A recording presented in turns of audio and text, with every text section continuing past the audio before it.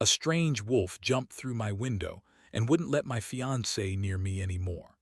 In the highest tower of Briarhold Palace, Elowen sat by her window, watching the moon rise over the stone walls and distant forests. The city below slept quietly, unaware that tomorrow would change the fate of two kingdoms. She should have felt happy. She was to marry Prince Aldrich of the Sun Court, a man praised for his strength, his honor, and his perfect smile. Their marriage would end years of tension between lands. Songs would be written, crowns would shine brighter. Yet Elowen felt nothing but a soft, heavy silence inside her chest. She rested her hand against the glass, feeling the cold. Somewhere beyond the palace, the northern woods stretched wide and dark. People said those forests were cursed, shaped by old magic and older sorrow. Elowen had never been there, but she often dreamed of them, of standing beneath broken trees, hearing a distant howl carried by the wind. Tonight, that feeling was stronger. Her maids had already left, after braiding her hair and laying out tomorrow's gown. The room smelled of candles and lavender, but the warmth did not reach her. She felt watched, though no one was there. "Elowen," she whispered to herself, "you are safe." Still, the air felt restless. A sudden wind pressed against the window, stronger than before. The curtains moved. The candle flames flickered low. Then, crash! The window shattered.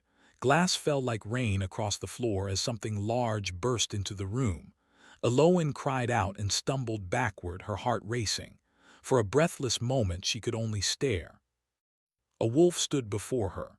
It was enormous, larger than any creature she had seen in books or hunts. Its fur was ash-gray, streaked with silver, and its eyes burned pale and sharp, like moonlight trapped in ice. Old scars marked its body, signs of battles long past. The wolf did not attack. It stepped forward slowly, carefully, as if afraid to frighten her more than it already had. Elowen's breath shook. Her body told her to scream, to run, but something deeper held her still. Fear was there, yes, but also something else. Recognition. The door burst open as guards rushed in, swords raised. "Stay back!" one shouted. The wolf turned at once, placing itself between Elowen and the blades. Its teeth showed, not in wild hunger but in warning. The sound it made was low and steady, like thunder held behind clouds. Prince Aldrich appeared behind the guards, dressed in dark silk, his face tight with anger. "What madness is this?" he demanded. "Kill it." The guards stepped closer. "No," Elowen cried, surprising herself. All eyes turned to her. The wolf looked back at her then, meeting her gaze. In its eyes she saw something impossible, not a beast's mind, but a heavy human sorrow. The wolf lowered its head slowly, as if bowing. The guards hesitated. Aldrich frowned. "Elowen, move away. That thing is dangerous." The wolf snarled suddenly, not at the guards, but at Aldrich. The sound filled the room, deep and fierce. The candles went out all at once, as if the air itself had obeyed the warning. A cold wave passed through the chamber. Aldrich stepped back without meaning to. Silence followed. At last the guards withdrew, uneasy and confused. No one understood why, but none of them wished to strike. The wolf did not move until they were gone. Only then did it step back, settling near the broken window, keeping its body between Elowen and the prince. Aldrich's jaw tightened. "This is witchcraft," he said sharply. "I will have it destroyed by morning." Elowen said nothing. She could not look away from the wolf. That night no one slept. The court was in chaos by dawn. Priests whispered prayers. Scholars argued. Servants crossed themselves and refused to enter Elowen's chambers. Yet no force, neither sword nor spell, could drive the wolf away. It stayed, always watching, always guarding. Whenever Aldrich tried to approach Elowen, the air grew heavy. Shadows lengthened. Doors closed on their own. Once, a chandelier cracked and fell when he stepped too close. The wolf never attacked him. It simply would not allow him near. Elowen felt torn between fear and a strange calm. The wolf followed her through the palace like a silent shadow. When she walked, it walked. When she stopped, it sat beside her, eyes alert but gentle. At night, it lay near her bed, its breathing slow and steady. She began to speak to it softly, as one might speak to a wounded soul. "You should not be here," she told it once. "They will try to hurt you." The wolf watched her closely. "I don't know why you came," she continued, her voice barely a whisper, "but when you look at me, it feels like you know me." The wolf's ears twitched. That night, Aloan dreamed. She stood in a ruined hall beneath a broken crown. Snow fell through a shattered roof. A man knelt before her, tall, dark-haired, his eyes the same silver as the wolf's. "You came too late," he said, sorrow heavy in his voice. She reached for him and woke with tears on her face. The wolf was awake, staring at her. Aloan, her name, not spoken aloud but heard inside her mind, clear as breath. She sat up, trembling. "Who are you?" The wolf looked away as if in pain. "I am what remains," the voice answered, "and I am bound to you." By the third day, Aldrich's patience broke. "This beast has cursed you," he said before the council. "Our union cannot begin under such darkness." Aloan lifted her chin. "Or perhaps it has revealed it." The room fell silent. Aldrich stared at her, truly seeing her for the first time, not as a future crown but as a will he could not command. The wolf stood beside her throne, unmoving. Far beyond the palace, in the shadowed forests of the north, something ancient stirred. And Aloan understood with sudden clarity that the wolf had not come to claim her. It had come to protect her from a fate already chosen. As the moon rose once more over Briarhold, she realized the truth she could no longer escape. Tomorrow, she would be forced to choose. And nothing would ever be the same again. Morning light entered Aloan's chamber through the broken window, touching the shattered glass on the floor. Servants had tried to clean it, but the cracks remained, like scars that refused to heal. The wolf sat near the window, silent and watchful. Aloan stood a short distance away, her hands folded tightly before her. Sleep had barely touched her eyes. The voice she had heard the night before still echoed in her thoughts. "I am bound to you." She did not know if she was afraid of those words or comforted by them. Outside the chamber, the palace was restless. Guards spoke in hushed tones. Priests burned incense in every hall. Rumors spread faster than truth. Some said the wolf was a demon. Others said it was a sign from the old gods. Aloan said nothing. She felt something had begun that could not be undone. Later that morning, the high scholar was brought to her room. His hair was white, his hands shaking as he opened heavy books bound in cracked leather. Symbols of ancient magic filled their pages. The wolf watched him closely.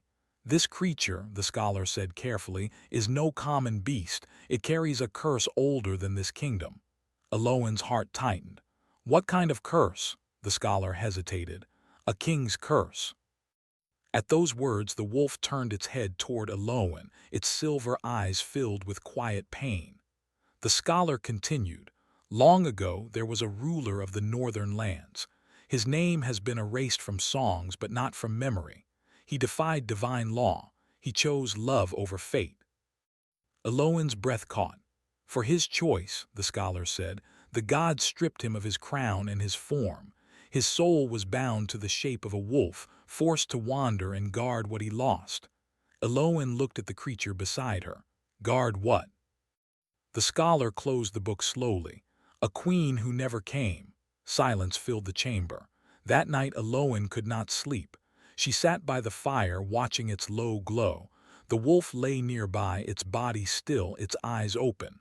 "You were a king," she said softly. The wolf did not deny it.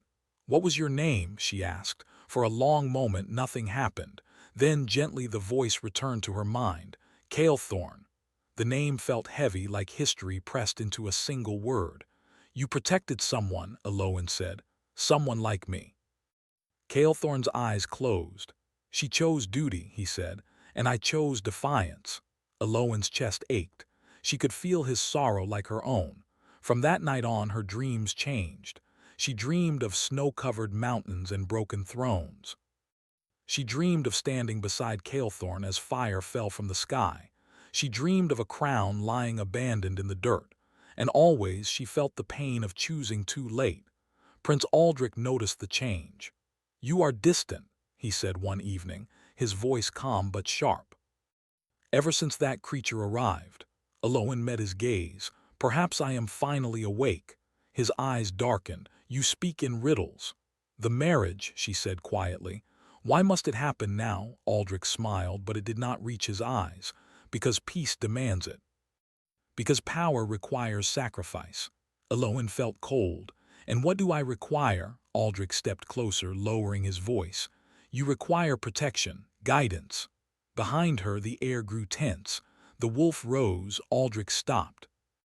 Aloin understood then that Aldrich did not fear the wolf for its strength, but for what it revealed. Near the wolf, Aldrich's control weakened. His perfect mask cracked. That night, Aloin discovered the truth hidden in old records. Her marriage would seal the northern borders forever. It would also seal Calethorn's curse. If she became queen beside Aldrich, the god's old vow would be completed. Calethorn would remain bound, watching from the shadows until time itself forgot him. Her hands shook as she read. "So that is why you came," she whispered to the wolf. "Not to claim me, but to stop this." Calethorn lowered his head. "I did not wish to drag you into my fate." "But you did," she said, "because my fate is already tied to yours." The palace felt like a cage. Guards watched her more closely. Aldrich spoke of moving the ceremony forward. Priests demanded the wolf be destroyed. Aloin felt the walls closing in. That night, under a moonless sky, she made her choice. She wrapped herself in a dark cloak and stepped quietly through hidden halls. The wolf followed without question. They fled the palace together. Beyond the gates, the world changed. The northern forest rose before them, ancient and alive. Trees twisted like silent witnesses. The air smelled of earth and old magic. For the first time, Aloin felt free and afraid. They traveled deep into the woods where ruins slept beneath moss and snow. There Calethorn spoke more freely, his voice steady but heavy. "I once believed love could defy the gods," he said. "I was wrong." Aloin stopped walking. "Or perhaps you were punished because they feared you were right." Calethorn looked at her then, truly looked, and she felt the weight of centuries in his gaze. "You remind me of her," he said softly, "and yet you are not her." "I will not abandon you," Aloin said, "but I will not repeat her mistake." A distant horn echoed through the forest. Aldrich's soldiers were coming. Calethorn's body tensed. "You must go back." Aloin shook her head. "No. If you stay," he said, "you will lose everything." "Then so be it," she replied. "I would rather lose a crown than my soul." The forest trembled as ancient magic stirred. Far away, the gods watched. And the curse, sensing change, tightened its hold. Tall trees blocked the moonlight, their branches twisted by age and old magic. The ground was soft with fallen leaves, and every sound carried far. Aloin walked carefully, her breath slow, her heart loud in her chest. Behind her, the wolf moved without sound. They had traveled deep into the northern woods, far from the palace roads. Yet Aloin knew they were not alone. Somewhere behind them, Aldrich's soldiers searched with fire and steel. The wolf stopped suddenly. Aloin turned. "What is it?" Calethorn lifted his head, his ears sharp. His silver eyes reflected fear, not for himself but for her. "They are closer," his voice said inside her mind. "You must hide." Aloin shook her head. "I will not leave you." Calethorn stepped toward her, placing his great body between her and the dark path behind them. "You do not understand," he said. "This forest remembers me. It remembers blood, broken vows, and fire from the sky." Aloin swallowed. "Then let it remember something new." They reached an open clearing where old stone ruins rose from the earth. Broken pillars lay half buried in moss. A shattered throne sat at the center, cracked but still proud. Calethorn froze. Aloin felt it instantly, the weight of the place, the sorrow pressed into every stone. "This was your kingdom," she whispered. "Yes," Calethorn answered, "and the place of my fall." The air grew heavy. The wind died. Even the forest seemed to hold its breath. Calethorn stepped into the clearing slowly as if each step hurt. As moonlight touched the stones, a faint glow rose around him. For the first time, Eloin saw more than the wolf. A shape formed around him, tall, shadowed, human in outline, not fully real but enough. A man stood where the wolf had been, his form made of light and memory. His eyes were still silver, his face held pain, strength, and deep regret. Eloin gasped but did not step back. "So this is how you truly look," she said softly. Calethorn bowed his head. "Only here, only for a moment." She stepped closer. "You were punished for loving." "I was punished for choosing," he replied. "I chose a mortal heart over a divine command." Eloin felt tears rise. "And she left you?" "Yes." The image flickered. The wolf returned, breathing hard. Calethorn lowered himself to the ground. "You should not have come here," he said. "This place calls the curse awake." As if answering his words, the ground trembled. A deep sound rolled through the forest, not thunder but something older. Eloin felt it in her bones. "The gods," she whispered. "They are listening," Calethorn said. "And they do not forgive easily." Firelight appeared at the edge of the trees. Aldrich's soldiers entered the clearing, weapons raised. At their head stood Prince Aldrich himself, his face calm, his eyes bright with purpose. "So," Aldrich said, "this is where you ran."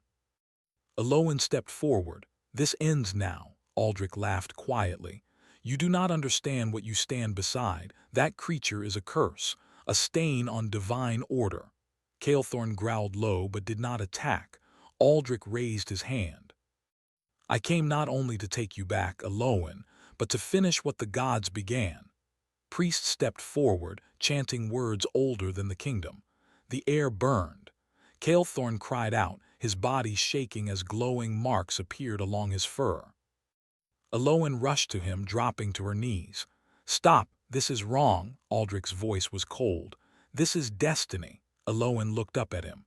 "No, this is fear. You fear what cannot be controlled." Aldrich hesitated. In that moment, Eloin understood the truth. Aldrich did not serve the gods, he used them. "You wanted the curse to remain," she said, "because as long as it exists, your crown is protected." Aldrich said nothing. The chanting grew louder. Calethorn's voice broke inside her mind. "You must leave me, now." "I won't," she said, gripping his fur. "I won't choose duty over truth." The stones beneath them began to glow. Ancient symbols rose into the air, spinning slowly. Eloin felt the pull of something powerful, a choice being demanded. Calethorn spoke with great effort. "The curse can be broken." Hope flashed through her. "How?" "You must renounce your crown," he said. "Your name, your future as queen." Eloin's heart raced. "And if I do?" she asked. "There is no promise I will survive," Calethorn replied. "The gods may take me completely." The chanting stopped. The world waited. Eloin stood. She turned to Aldrich, to the soldiers, to the crown she had been raised to wear. Then she removed the royal symbol from her cloak and dropped it onto the stone floor. "I am no one's possession," she said clearly.